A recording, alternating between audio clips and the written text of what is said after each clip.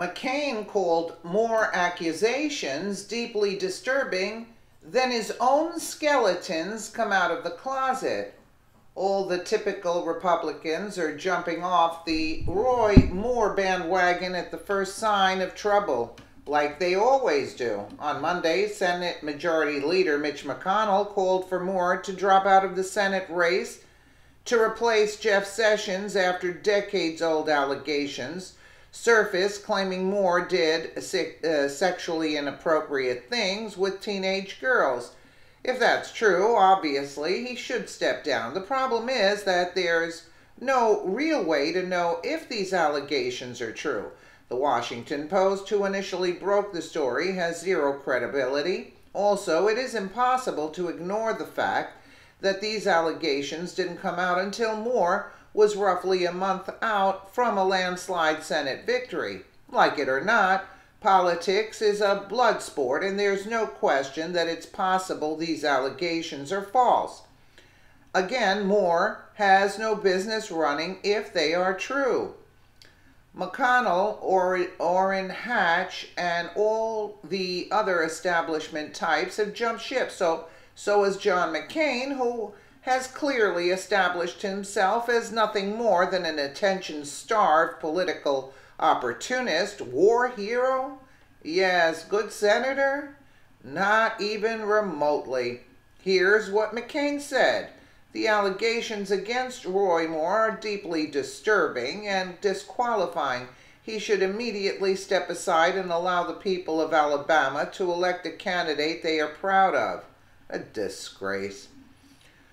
What a lot of people seem to forget about John McCain is that he's been a womanizer for decades. In fact, he was accused of sexual misconduct during his 2008 presidential campaign, and he immediately dismissed the charges.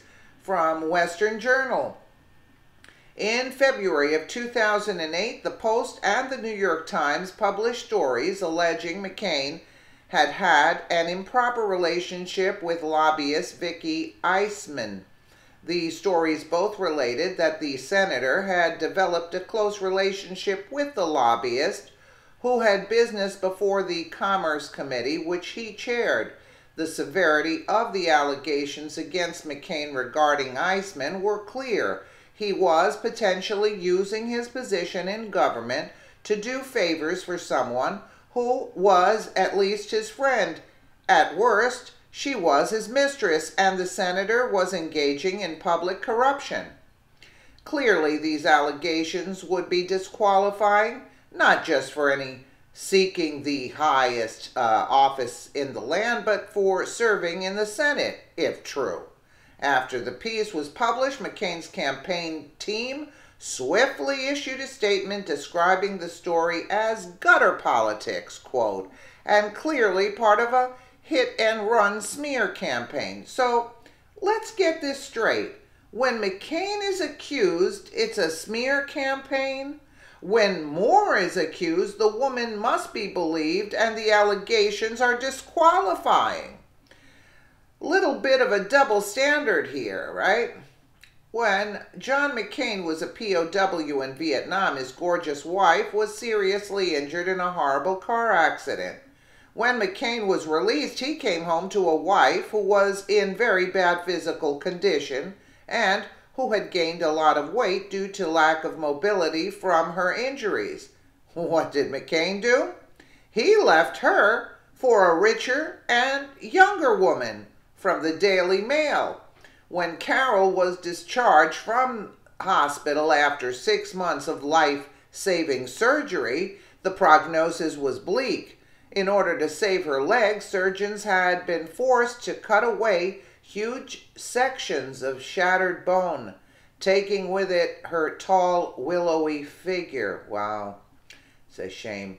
She was confined to a wheelchair and was forced to use a catheter. My marriage ended because John McCain didn't want to be 40. He wanted to be 25. You know that happens. It just does. Some of McCain's acquaintances are less forgiving, however. They portray the politician as a self-centered womanizer who effectively abandoned his crippled wife to play the field.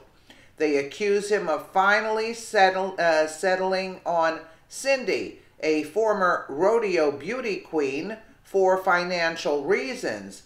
Mccain was then earning little more than 25 pounds a year as a naval officer, 25,000, excuse me, while his new father-in-law, Jim Hensley, was a multimillionaire who had impeccable political connections.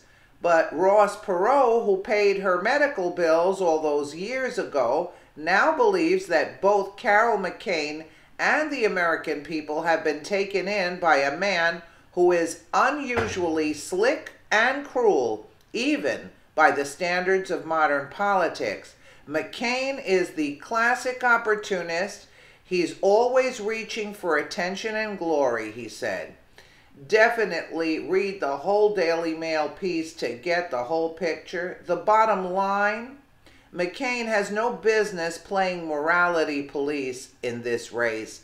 Isn't this disgusting what this guy did? I mean, he's a disgrace. Disgraceful. Let me know what you guys think in the comments below. And again, thank you so much for watching.